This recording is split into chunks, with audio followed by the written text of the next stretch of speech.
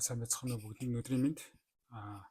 Өнөөдөр би та бүхэнд алкохол хэрхэн яаж тархины үйл ажиллагаанд муугар нөлөөлдөг талаар товчхон бичлэг өгье гэж бодлоо. Тэгээд хүмүүс ер нь алкохол эргэлэх нь элгэнд муу гэдгийг мэддэг шүү дээ.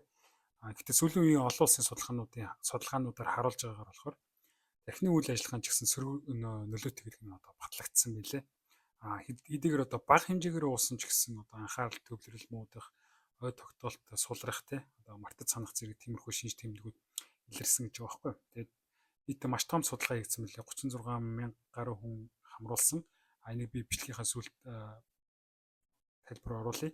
Тэгээд хэрхэн алкохол хэрэглэх нь одоо тархины үйл ажиллагаанд нөлөөлдөг талаар товчхон бичлэг үзье. Alcohol very easily finds its way into the brain, and when there, has a profound effect on many of the brain's structures and functions. Alcohol is a neurotoxin, meaning it is poisonous to neurons, the main type of brain cell. It causes both short-term and long-term effects and harm to the brain, although the risks and harms change throughout our life course. How does alcohol find its way into the brain? So when you take a drink of alcohol, you swallow it, it goes down your gullet and into your stomach, and about 20% of the alcohol gets absorbed through the stomach lining and the remainder in your small intestine. And when it's absorbed, it goes into your bloodstream and freely travels around your body.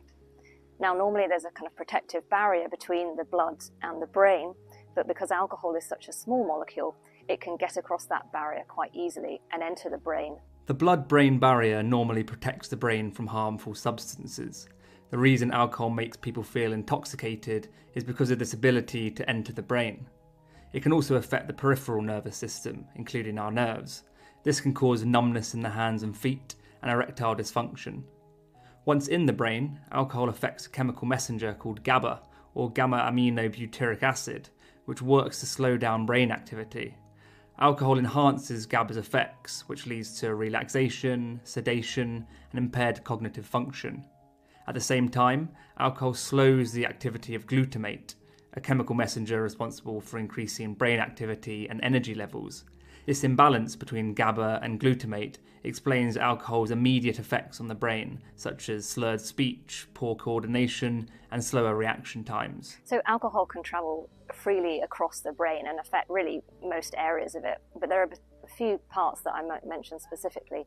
So the front part of the brain is particularly affected by alcohol. That's important for problem solving, decision making, and judgment.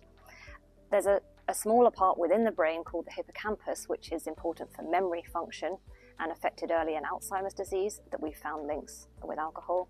And then finally, the cerebellum at the bottom and back of the brain, which is important for movement and coordination. There are two ways of understanding alcohol's effect on the brain: the acute effects and harms caused, and the chronic effects and harms, as well as how these interact.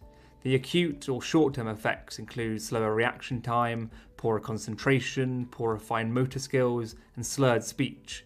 There is a clear dose-response relationship, so the higher the blood alcohol concentration, the more heightened these effects, and the higher risk of injury. The executive function of the brain is also affected, meaning decision-making and assessment of risk is worse. For instance, someone who has been drinking may decide to swim in the sea when they otherwise wouldn't, and coupled with poorer physical ability, the risk of drowning is higher. The risk of engaging in violence also increases, as alcohol makes it more difficult to interpret facial or vocal expressions, reduces empathy, and makes people easier to provoke. Acute harm can also lead to chronic harms. For instance, traumatic brain injury from being intoxicated and experiencing trauma to the head can then lead to neurological disability. The chronic or long-term harms from alcohol are mostly due to heavy drinking over a long period of time, usually years or decades. Again, a clear dose-response relationship exists, so the more alcohol people consume, the higher the risk of chronic harm. Many of these harms are caused by structural changes to the brain, reducing the volume of brain matter. However, brain shrinkage, the gradual loss of brain cells and connections between them, happens at lower levels of drinking too. So alcohol is actually a toxin for brain cells. It kills them, and over time that leads to shrinkage of the brain. And the amount of harm is directly proportional to the amount of alcohol consumed. So the more you drink, the worse it is for your brain. We've actually found evidence that this shrinkage occurs at quite low levels of drinking, so anything from 7 to 14 units of alcohol a week. And over time, this manifests in terms of memory decline in older age and higher risk of dementia. За энд ингээд хийгдсэн судалгаа нь байна л да. Жишээлбэл энэ дээр United Kingdom те Их Британд хийгдсэн ойролцоогоо сампл нь маш том 36678 хүн хийгдсэн гэхээр чинь одоо нөгөө нэг more objective буюу те маш одоо итгэж болохоор ихгүй бодит гэсэн үг. Тэгээд энэ чэнэс ингээ хараад үзэх юм бол the negative association between alcohol intake and brain macrostructure and microstructure are already apparent in individuals consuming an average of only 1 or 2 daily alcohol units буюу маш бага хэмжээгээр хэрэгэлсэн ч гэсэн одоо тархины үйл ажиллагааны тийм макро буюу микро түвшинд нь эдийн түвшинд ч гэсэн муу холбоотой байдаг нь батлагдсан байна. Тэгээ мэдээж хэрэг их уух юм бол тэр чинийгээрээ бас эрсдэл нэмэгдэнэ гэж одоо тэмдэглэсэн байна л да.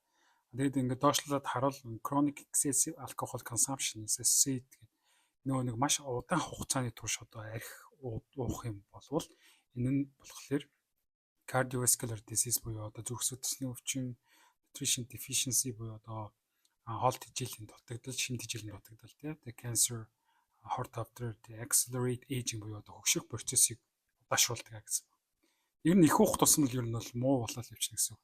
Тэгээ ер нь бол бага уусан ч гэсэн бас тодорхой хэмжээний сөрөг нөлөөтэй гэж энэ судалгаануудаар харуулсан байгаа учраас аль болох ер нь бол бид нар алкохолын хэмжээг алкохол хэрэглэхгүй одоо зайлсхийх нь зөвөөл гэж энэ ойлгож байна. Тэгээд амжилт хүсье.